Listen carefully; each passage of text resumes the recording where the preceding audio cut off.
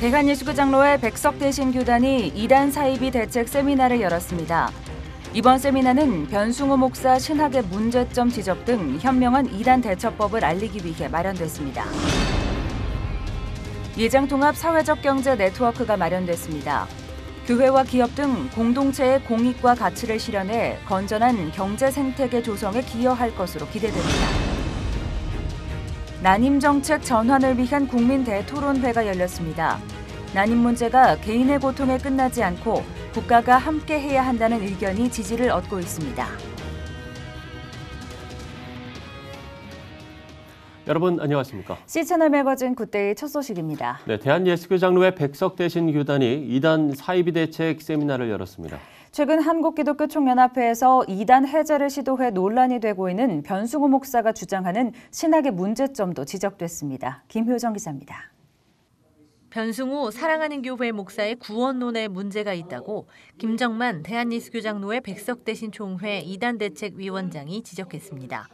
김 위원장은 변승우 목사의 책 지옥에 가는 크리스천들을 보면 믿음이 있노라 하고 복음적인 순종이 없는 자는 천국에 들어가지 못한다고 돼 있다고 말했습니다. 구원을 받은 성도라고 할지라도 조건을 충족시킨 사람만 버림받지 않고 천국에 들어간다는 것. 김정만 위원장은 변 목사의 주장이 오직 믿음으로만 의롭다고 칭함을 받는 기독교의 이신칭의를 왜곡하고 있다고 언급했습니다. 변승우 씨의 사상은 알미주안의 구원론이잖아요. 그러면 구원이 하나님께 있는 것이 아니라 구원이 사람의 행위나 선택에 의해서 얻어질 수 있다고 믿는 행위 구원을 강조하고 있습니다. 이 같은 이유로 2009년 대한예수교장로회 통합교단은 변승우 목사를 이단으로 결의했습니다. 같은 해 예장합동과 예장고신, 합신, 백석교단 등에서도 참여 금지를 결의했습니다. 이번 세미나는 대한예수교장로회 백석대신총회 이단대책위원회 주관으로 현명한 이단대처법을 알리기 위해 개최됐습니다. 이외에도 안식일교회의 이단성과 동성애를 옹호하는 신학의 위험성 등이 강의됐습니다. C채널 뉴스 김효정입니다. 예수마을셀교회가 제7회 한국셀교회 컨퍼런스를 열고 목회자와 평신도 사역자의 영성 회복 시간을 마련했습니다. 컨퍼런스에서는 이른바 가나안 성도들이 많아지는 시대에 소그룹 신앙 공동체 사역의 중요성이 강조됐습니다. 조홍현 기자가 보도합니다. 자신을 기독교인이라고 생각하지만 교회는 나가지 않는 크리스천 가나안 성도. 현재 우리나라 기독교인 중 4분의 1이 가나안 성도라는 통계가 나올 만큼 이전보다 가나안 성도는 빠르게 증가하고 있습니다. 힘든 훈련과 양육, 표면적 인간관계의 불편함 등이 교회로 가는 발걸음을 무겁게 만드는 이유로 지적됩니다. 이제는 공동체보다는 나 혼자, 나의 입맛에 맞는 신앙생활을 원하는 성도들이 늘어나는 것은 오늘날 한국 교회의 현 주소라는 진단입니다. 수원 예수마을셀교회 박영 목사는 성도들의 취향만 맞춰주느라 애쓰는 교회가 과연 주님이 기뻐하시는 교회인가 묻습니다. 놀거리와 볼거리가 가득해 영적으로 집중하기가 힘든 시대. 셀교회는 이 시대의 성도 한 사람 한 사람을 진짜 제자, 진짜 그리스도인으로 세우는 것을 목표로 하고 있다고 박영 목사는 말합니다. 박 목사는 또 예수님을 목숨보다도 귀하게 여기는 성도 한 사람이 나올 수 있는 교회가 주님이 기뻐하시는 건강한 교회라고 밝혔습니다. 셀교회는 자연적인 교회 성장을 이루는 교회입니다. 나무가 건강하면 열매는 좋은 열매들이 맺게 돼 있습니다. 한 명 한 명을 하나님 바라시는 그 성도로 세워갈 때 반드시 교회는 성장하게 돼 있습니다. 그리고 그것도 건강한 성장을 하게 돼 있습니다. 해마다 셀교회 사역을 소개하고 있는 예수마을 셀교회는 셀교회 운영을 통해 현재 많은 열매를 거두고 있습니다. 어린아이로부터 노인에 이르기까지 교회에 총 100여 개의 셀그룹이 있고 그중 청년 셀만 40여 개가 넘게 운영되고 있습니다. 서너 명에서 많게는 10명까지로 구성되어 있는 소그룹 공동체 셀교회는 성도들이 서로를 담당하고 보살펴 신앙을 더욱 단단하게 만들어주고 있습니다. 예수마을 셀교회 성도들은 셀 모임을 통해 서로의 삶을 공유하고 어려움을 함께 고민하며 기도하는 시간을 통해 영적인 치유와 필요를 늘 공급받습니다. 이들은 작은 그룹 안에서 신앙의 가족을 이뤄가는 모습이 기쁘고 그래서 교회를 더욱 사랑할 수 있다고 말합니다. 진짜 직장인 같은 경우는 저 같은 경우는 진짜 이 힘들고 지친 마음들 공동체를 통해서 다시 한번 가족들과 함께 서로 나누고 서로 얘기하면서 이 시간을 통해서 또 치유도 받고 서로 기도해주고 그런 귀한 시간들이에요. 그 시간을 통해서 성품의 훈련들과 또 신앙적인 것들도 이 통해서 양육이 이루어지기 때문에 함께와 같이보다는 나 혼자가 더 쉬워진 오늘날. 한 사람이면 패하겠거니와 두 사람이면 맞설 수 있나니 세겹줄은 쉽게 끊어지지 아니하느니라. 이 성경 말씀처럼 서로의 신앙을 가까이서 붙잡을 수 있는 셀교의 모델은 이제 미래 목회의 대안이 되고 있습니다. C채널 뉴스 조홍현입니다. 전명국 기독교 대한감리회 감독회장이 올해 한국교회 부활절 연합예배 설교자로 확정됐습니다. 이번 연합예배에서는 이영훈 여의도 순복음교회 담임 목사가 환영사를, 이승희 예장합동총회장이 대회사를, 이주훈 백석대신 총회장이 부활절 선포문 발표를 맡을 예정입니다. 한국교회 부활절 연합예배는 다음 달 21일 부활의 생명을 온 세계에란 주제로 여의도 순복음교회에서 드려집니다. 네, 한국기독교공공정책협의회가 안양대학교 사태와 관련해 성명서를 발표하고 학교법인 우일학원 김광태 이사장의 학교 매각 시도를 규탄했습니다. 협의회는 대진 성주회 소속 이사를 받아들인 건 학교의 건학 이념과 학교 정관에 위배되는 행위라고 지적하고 대진 성주회 소속 2명의 이사 선임을 철회하고 승인 요청을 진행 중인 2명의 승인도 불허할 것을 촉구했습니다. 협의회는 이어 성명서를 청와대와 교육부, 국회에 제출할 것이라고 밝히며 안양대학교 불법 매각 시도에 대한 진상규명과 함께 임시 이사 파견이 필요하다고 요청했습니다.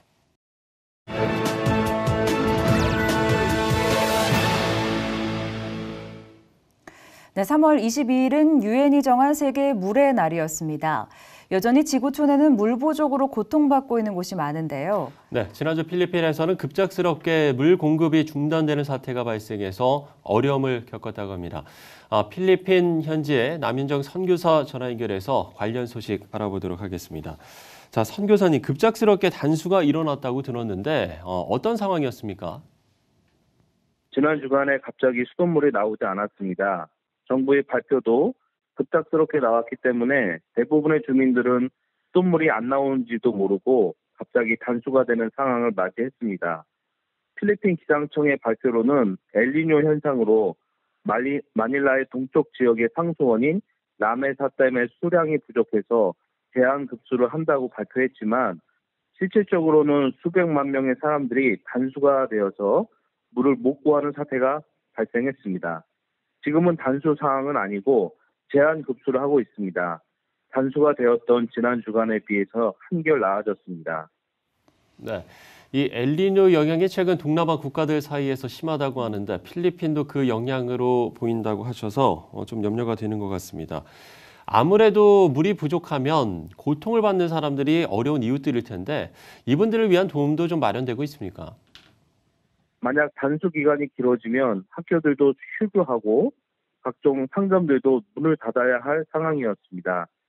그래도 부자들은 물을 다른 지역에서 사와서 사용하는데 빈민들이 큰 고통이었습니다.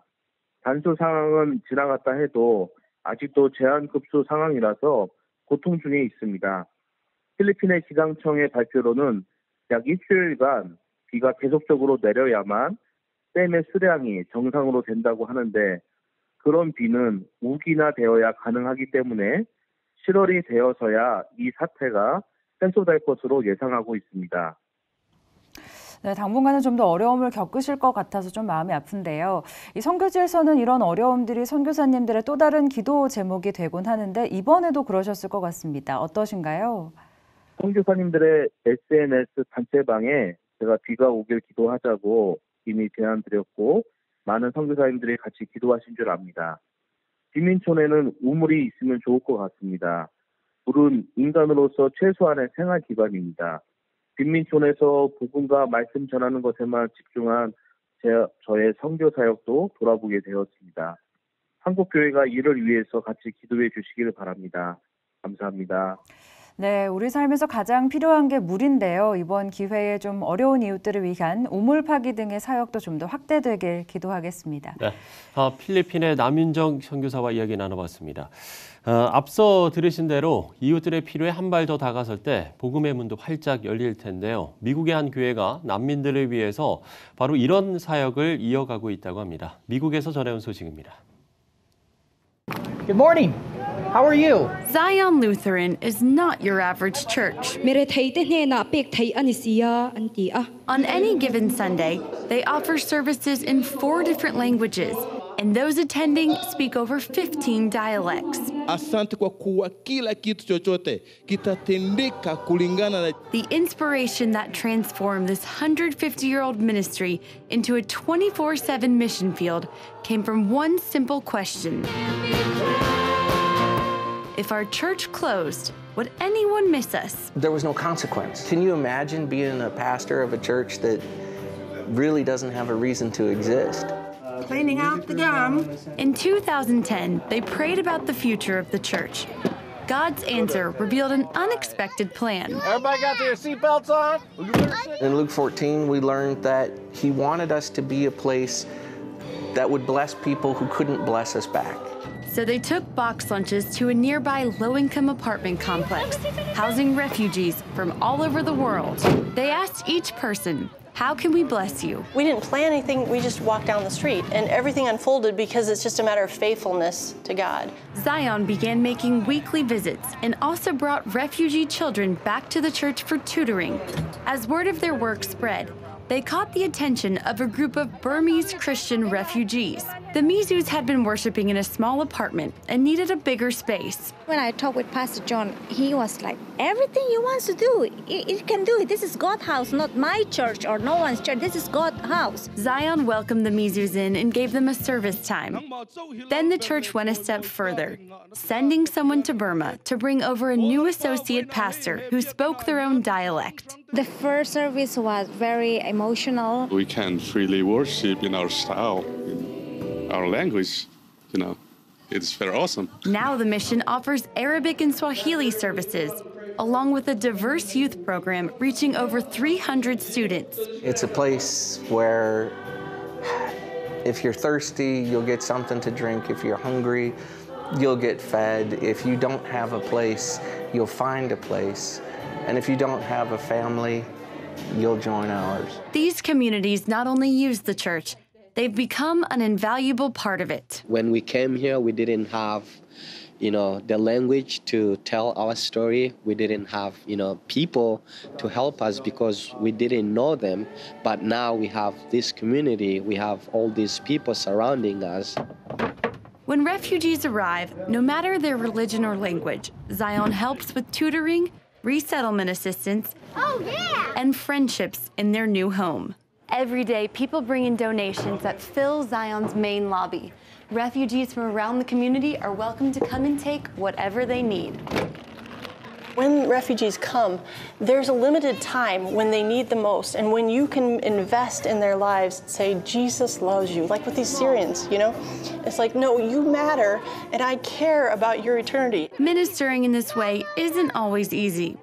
Many of Zion's new members lost family to war, and others come from different sides of civil wars. The biggest challenge is being a mission field 24/7. People don't want to suffer, and to walk into the lives of these people is to walk into their suffering and into the suffering of their nations.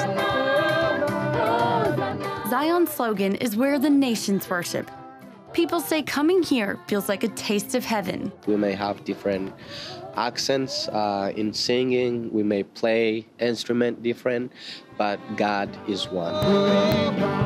It's not always easy making a place like Zion work, but on Sunday when all the nations come together to worship God, the result is just beautiful. Reporting from Des Moines, Iowa, Abigail Robertson, CBN News.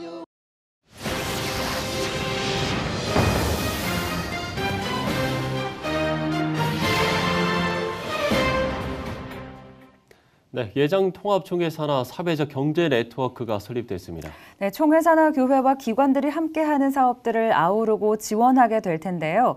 사회적 경제 네트워크 최대성 목사 모시고 말씀 나눠보도록 하겠습니다. 네, 목사님 안녕하십니까? 안녕하세요. 네. 자, 저희가 먼저 개념부터 좀 설명을 드려야 할 것 같은데요. 네. 요즘 참 이 사회적 경제라는 말을 많이 쓰지 않습니까? 이게 어떤 뜻인지 먼저 좀 짚고 넘어가 보죠. 예, 그 사회적 경제라는 단어가 아직 우리에게는 이제 익숙하진 않습니다. 네. 특별히 또 사회적이라는 말 때문에 좀 오해를 받기도 합니다. 근데 이제 사회적 경제는 이제 시장 경제처럼 경쟁이나 효율성에 초점을 두는 것이 아니고 네. 상호성과 이제 사회적인 연대에 초점을 둡니다. 그래서 자본주의처럼 경제적 가치에만 목적을 두는 것이 아니고 사회적 가치와 공동체적 가치 창출에 네. 목적을 둡니다. 또 이제 사회적 경제는 이제 사회적 약자들에게 부를 재분배한 것이 아니라 직접 생산에 주도적으로 참여하게 함으로써 사회적인 돌봄을 받게 합니다. 네. 어떻게 보면 더불어 살아가는 사회를 만들기 위한 경제적인 개념이다 이렇게 볼 수도 있을 것 같은데요. 좀 더 구체적으로 좀 사례를 설명해 주시면 저희가 훨씬 더 와닿을 것 같습니다. 우리 일상 속에서 좀 이 사회적 경제라는 개념이 적용된 사례가 있다면 소개해 주시죠. 예, 그래서 최근에는 이제 지역마다 사회적 경제 지원센터가 있어서 사회적 경제 기업의 육성 및 지원을 위한 활동이 아주 활발하게 이루어지고 있습니다. 예. 사회적 경제 활동의 형태로는 이제 공정무역이나 사회적 기업, 또 지역화폐, 마을 기업 등이 있습니다. 좀 더 설명드리면은 이제 공정무역은 이제 생산자들이 경제적으로 불이익을 받지 않도록 노동 조건이나 가격이나 환경 보호 등의 여러 측면에서 더 나은 조건을 제공하는 그런 이제 국제 무역이고요. 네. 또 사회적인 기업은 이제 사회적인 가치를 추구하면서 생산이나 판매, 또 서비스를 하는 그런 기업인데 특별히 장애인이나 노인 같은 그런 취약계층의 일자리를 제공하는 그런 형태입니다. 네. 또 이제 지역화폐는 이제 특정 지역의 공동체에서 쓰이는 화폐로 이제 지역화폐를 통해서 이제 지역의 경제에 도움을 주는 그런 형태고요. 이제 마을 기업은 마을 공동체에 기반을 둔 기업 활동인데 예. 대개 이제 지역에서 필요로 한 문제를 우선적으로 다루는 그런 기업입니다. 예, 그러니까 우리가 그 전에 있었던 어떤 협동조합 같은 그런 형태들을 네. 좀 사회적 기업으로 보면 되겠습니까? 협동조합도 당연히 그 사회적 경제의 영역에 속합니다. 네. 저도 통합교단의 이제 온생명 소비자 생활협동조합 이사장으로 이제 여기 사회적 경제 네트워크에 참여하고 있습니다. 그래서 온생명은 이제 친환경 농산물 이제 유통하는 그런 일을 하는데 이제 생명농업 생산자를 돕는 그런 일들을 하고 있습니다. 예. 네, 좋습니다.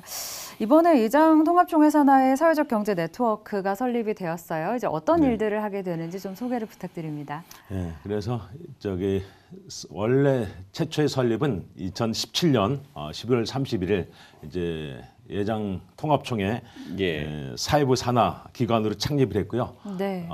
2018년 12월 4일 고용노동부로부터 사단법인 승인을 받았습니다. 그래서 이번 한국사회적기업진흥원에서 이제 사회적 기업 종교 네트워크 지원 공모 사업에 이제 개신교 대표로 선정이 됐습니다. 그래서 역할은 크게 이제 두 가지로 이제 대별할 수 있겠는데요. 하나는 이제 사회적 기업 지원 및 활성화 분위기 조성을 위한 이제 종교계 공동 행사 및 지원이 되겠고요. 다른 하나는 이제 사회적 경제 간담회 및 세미나를 통해서 사회적 경제에 대한 교육과 홍보를 하게 됩니다. 그래서 4개 신학교 신학생들을 대상으로 사회적 경제 아카데미를 이제 개설할 예정이고요. 또 전국을 이제 5대 권역으로 이렇게 나누어서 사회적 기업 종사자들을 위한 실무 이제 교육을 할 예정입니다. 교회도 이제 여러 가지 토크 콘서트들을 통해서 이제 사회적 경제에 대한 홍보와 교육을 할 예정입니다. 예, 이렇게 저희가 역할까지 좀 들어봤고요. 그러면 통합교단 산하 교회나 단체들이 이게 참여하게 되는 겁니까? 참여 단체는 어떻게 됩니까? 네, 그래서 참여 단체는 이제 통합뿐만 아니라 우리 개신교 교단 전체 교회나 기관들이 같이 참여할 수 있습니다. 그러니까 타 교단과 교류를 해서 이제 사업을 진행하게 되시게 된다는. 그렇죠. 저희가 이제 개신교 네. 대표로 네. 이렇게 선정을 받았기 때문에 이제 개신교에 속한 모든 분들, 원하는 분들 대상으로 우리가 교육과 지원을 하게 됩니다. 네. 그렇다면 사회적 경제 네트워크를 통해서 좀 기대하시는 바도 있을 것 같습니다. 어떠신가요? 뭐 상당히 기대한 바가 많죠. 그래서 사회적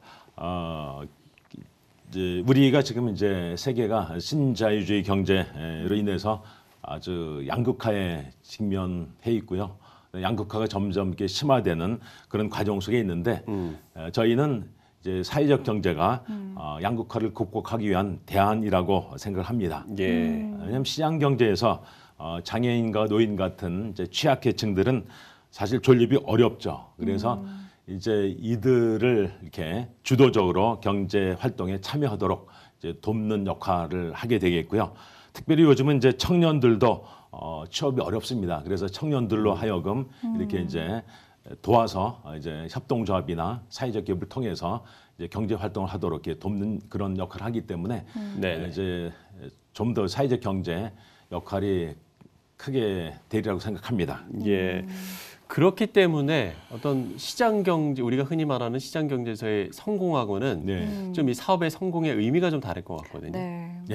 그래서 사회적 경제고 또 사회적 기업도 기업이기 때문에 이윤 창출이 필요하지만은 그러나 이윤 창출과 동시에 사회적인 가치를 이제 중요시 여깁니다. 그래서 공유와 또 공동적인 어떤 결정을 통해서 공존과 공생을 사회적 경제의 가치 개념으로 이렇게 두고 있습니다. 네, 이윤 창출만이 목적이 아니라 서로 좀 함께 이익을 얻고 그 안에서 좀 소외된 이웃들도 함께 좀 살아갈 수 있는 그런 경제 체계를 만들어가는 그런 게 또 사회적 기업인 것 같은데요. 그렇습니다. 요즘 경제가 좀 양극화됐다는 이야기들이 계속 나오는데 어떻게 생태계 체질을 좀 바꿀 수 있는 좀 대안이 될 수 있을까요? 그래서 물론 저희는 이제 그것이 대안이 된다고 생각하기 때문에 이렇게 이제 시작을 한 것이고요.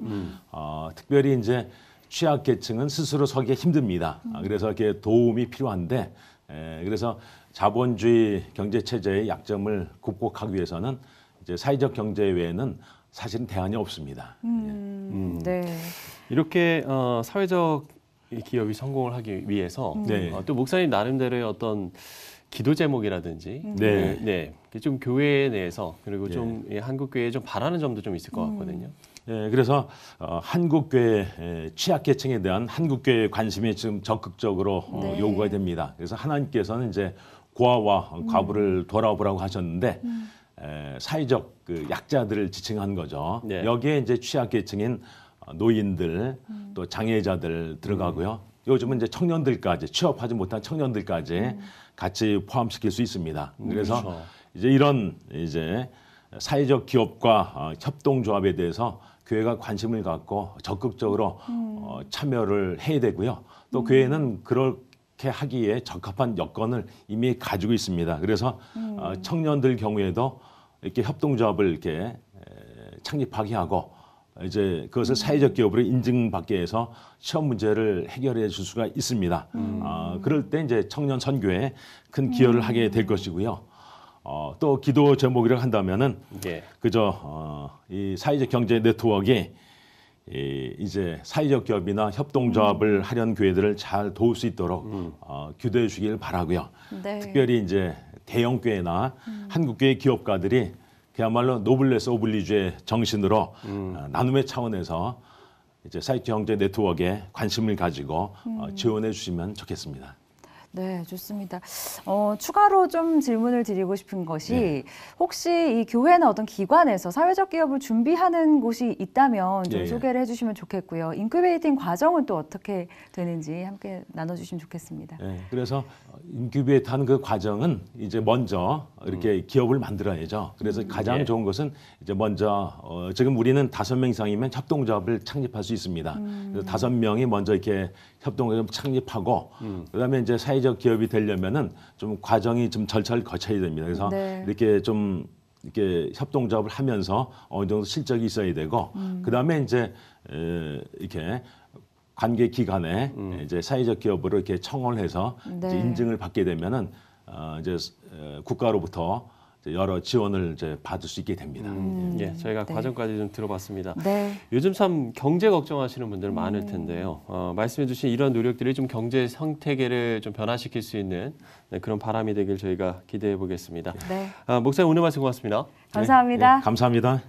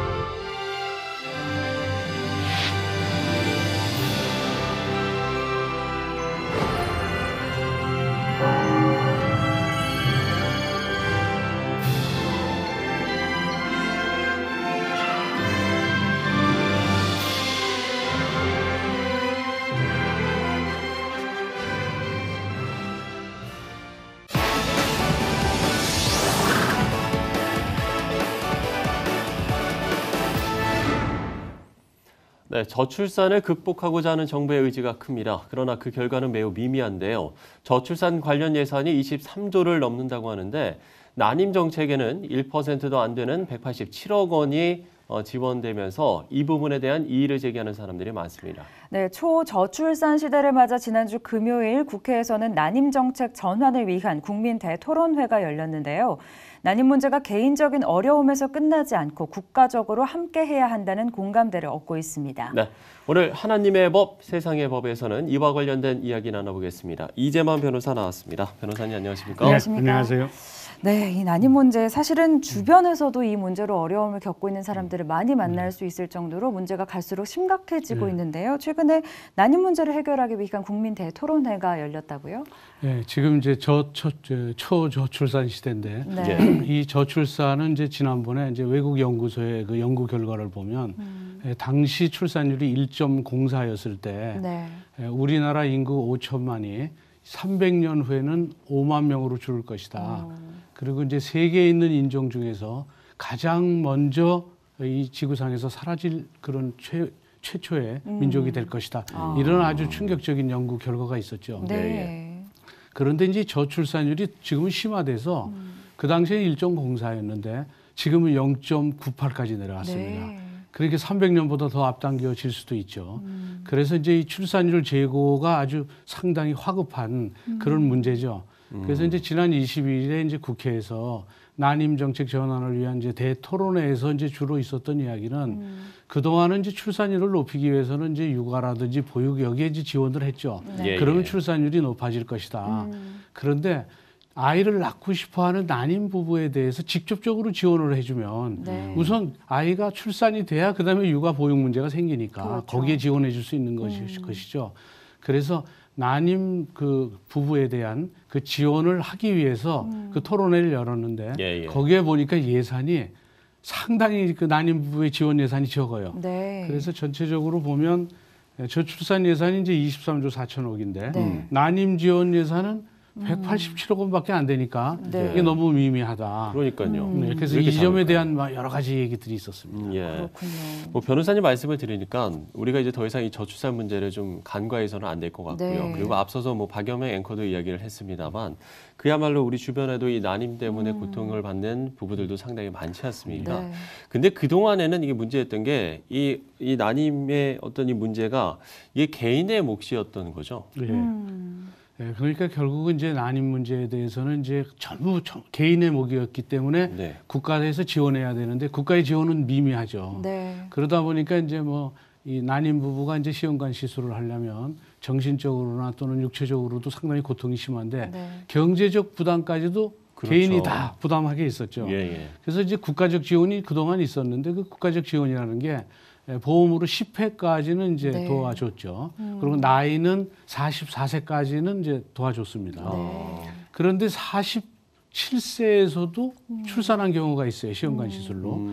그다음에 이제 10회가 아니라 19회 만에 출산한 경우도 있었죠. 그럼 10회 이후에는 개인 부담했고 그 개인 부담이 상당히 컸습니다. 그래서 이 뭐 횟수 제한이라든지 10회 그렇죠. 또 나이 나이도 제한이라든지 조금, 이런 걸 폐지해야 되지 않느냐 이런 게 이제 토론회에서 이제 얘기가 나왔죠. 네. 방금도 간단하게 말씀해 주셨지만 사실은 이게 뭐 경제적, 육체적, 정신적으로 굉장히 고통이 되고 또 부담이 되는 일인데 횟수 제한이 있고 또 나이 제한이 있다 보니까 어려움이 많았던 것 같습니다. 예. 그렇다면 좀 현재 나오고 있는 해결책들은 어떤 것들인가요? 이제 횟수 제한이 10회인데 그 10회가 난자를 채취하는 횟수입니다. 그래서 채취를 해서 착상이 돼야 되는데 이 착상이 전혀 안 되는 경우에는 채취만 하다가 10회가 지날 수도 있죠. 그래서 실제적으로는 20까지 되는 경우 이런 경우를 봐서 그걸 이래로 보자. 그럼 이제 실질적으로 횟수가 상당히 늘어날 수 있죠. 그렇죠. 그 실질적으로 봤을 때. 그다음에 이제 그 이외에 이제 44세라는 경우에는 47세에도 이제 시험관 시술 성공한 예가 있으니까 보건복지부에서는 의학적으로 임신 가능성이 있다고 판단이 되면 44세가 넘는 경우도 지원을 해주는 걸로 이렇게 검토 중이라고 합니다. 또 그러고 또 50만 원 정도의 바우치를 지원해 주는 게 이제 그동안은 이제 저소득층에만 지원해 줬어요. 그런데 이걸 확대해 가지고 기준소득, 2인 가족 기준소득 512만 5천 원 정도 되는 그 이하인 경우에는 지원해 주기로. 그래서 바우치의 지원 범위도 좀 늘어났죠. 네. 뭐 그동안 이 난임 부부들이 뭐 이게 난임 부부들 같은 경우는 어쨌든 출산을 하고자 노력하는 분들인데 그동안 이런 노력을 너무 외면해왔다. 이런 좀 반성도 있었던 것 같고요. 그렇기 때문에 이제 현실을 외면한 정책으로 비판을 받지 않기 위해서는 그런 노력들도 좀 필요할 것 같은데요. 예, 그렇습니다. 이제 제일 중요한 게 그 해마다 난임 부부의 진단을 받는 사람이 20만 명쯤 됩니다. 그렇다면 이 난임 진단을 받았다는 것은 아이를 낳고 싶은데 낳을 수 없으니까 진단받은 거기 때문에 이 20만 명 이분들은 아이를 낳고 싶어하는 분들이죠. 그래서 이분들이 아이를 낳을 수 있도록 적극적으로 지원을 해준다면 저출산 문제가 획기적으로 해결될 수도 있어요. 20만 명이나 되니까요. 그래서 결국은 나이 제한이나 횟수 제한 이거에 대해서 적극적으로 폐지해야 됐다. 이런 이제 견해가 상당히 이제 많아지고 있고요. 또 하나는 이 도움을 받는 게 이제 법률혼에서만 도움을 받는데 사실혼 부부의 경우에도 도와주자. 그래서 이제 모자보호법 개정안이 지금 사실혼 부부에도 적용할 수 있도록 지금 발의되고는 있습니다. 네. 조금씩 그 적용 영역이 조금씩 넓어지고 있는 그런 상황인 거네요. 그렇습니다. 네. 사실은 요즘에는 직장 생활을 하는 여성들이 굉장히 많아지고 있기 때문에 이 직장 생활을 하면서 난임 문제를 겪고 있는 여성들의 어려움은 훨씬 더 클 것이라고 예상이 되는데요. 직장 내에서의 인식의 변화 그리고 좀 배려도 필요할 것 같은데요. 예, 그 상당히 중요한 문제죠. 실제적으로 이제 아이를 출산하기 위해서 시험관 시술을 하게 되면 이제 잠시라도 휴가 같은 게 필요하고 또 이제 임신을 하게 되면 이제 출산 휴가를 이제 하게 되죠. 그런데 이 시술을 하기 위해서 휴가를 내면 회사 눈치가 이제 보이는 거예요. 실제적으로 자기 업무를 다른 사람 동료들이 또 맡아야 되니까. 그래서 이제 회사가 이제 그런 그 난임 부부에 대한 친화적인 분위기가 돼 있지가 좀 않습니다. 이러니까 이제 그런 어떤 정신적인 스트레스 이런 것도 갖고 있고요. 그래서 이제 뭐 간호사들의 경우에는 아예 임신 순번제라는 게 있답니다. 이번엔 누가 임신하고 서로들 이제 업무를 분배해야 되니까요. 근데 그 순번을 어기면 퇴사를 종용받는 경우도 있었다. 물론 이제 병원 입장에서는 이제 경영 문제 뭐 또 새로운 인력 채용하기가 어려우니까 그럴 수도 있겠지만 그렇다면 이것도 단순히 기업에만 맡기지 말고 이런 점에서도 그 저출산의 예산이 그렇게 많은데 난임 부부에 대한 예산 너무 미미하다. 그러니까 이거를 좀 획기적으로 높여라.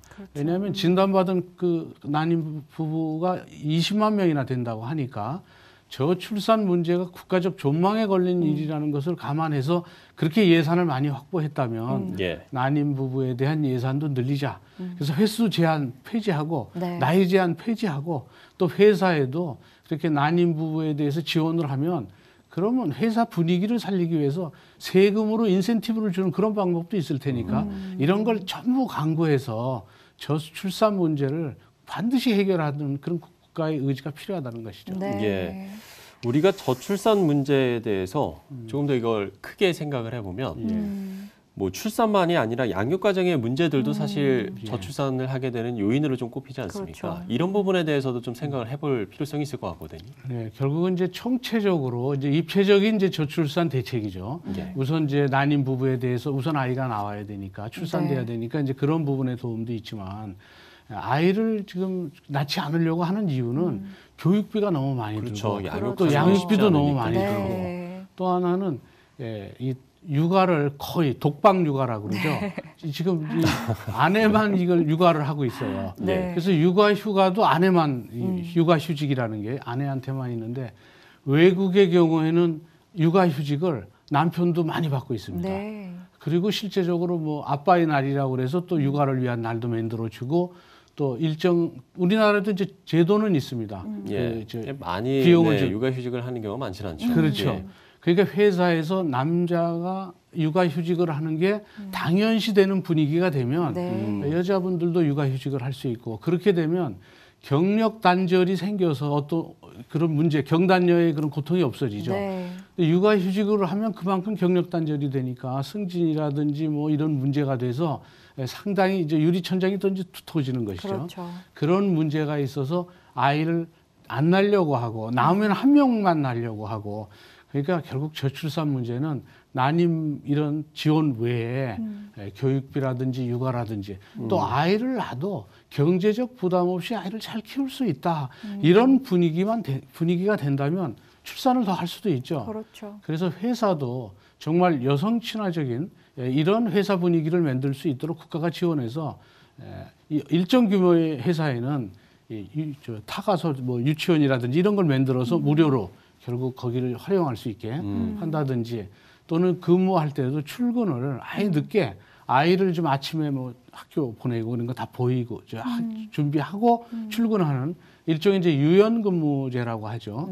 그리고 이렇게 유연근무제 또 유치원을 기업 내에 만들거나 하는 이런 데는 정말 세제 인센티브를 주거나 아니 직접적으로 지원을 하거나 이런 정부 지원 정책이 종합적으로 세워져서 저출산 문제를 빨리 해결할 수 있는 방안들이 나와야 된다고 봅니다. 네, 사실은 이런 육아 문제 때문에 또 대기업을 선호하는 젊은이들도 계속해서 많아지고 또 중소기업 그런 것들을 시행하기 어려운 중소기업에 대한 정부의 지원도 조금 있으면 좋겠다라는 생각이 드는데요. 사실은 생명은 하나님이 주신 선물이지 않겠습니까? 또 부모의 역할도 중요하지만 온 사회가 또 한 아이를 키워야 하는 그런 책임을 갖고 있으니까요.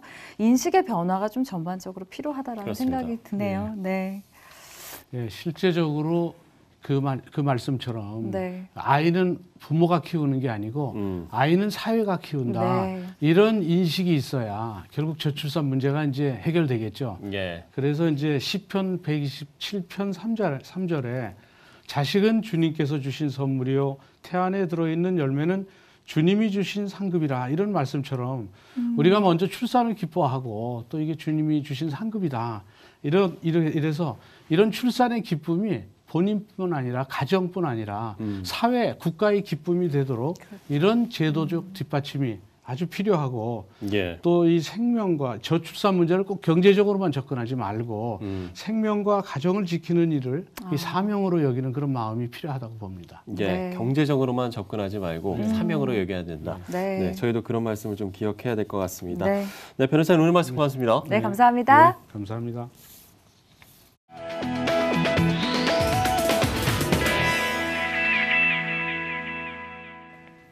네, 남쪽 지방부터 꽃 소식이 들려오고 있습니다. 서울도 목련과 개나리가 피기 시작했는데요. 기온은 올라 나들이 하기 좋은 계절이지만 미세먼지가 말썽입니다. 네, 마스크나 공기청정기보다 미세먼지 퇴치에 좋은 것이 나무여서 나무 시장이 활기를 띠고 있다고 하는데요. 네, 자연이 우리에게 주는 유익, 또 반성과 고마움을 동시에 갖게 하는 것 같습니다. C채널 매거진 굿데이 오늘 순서는 여기까지입니다. 시청해주신 여러분 고맙습니다.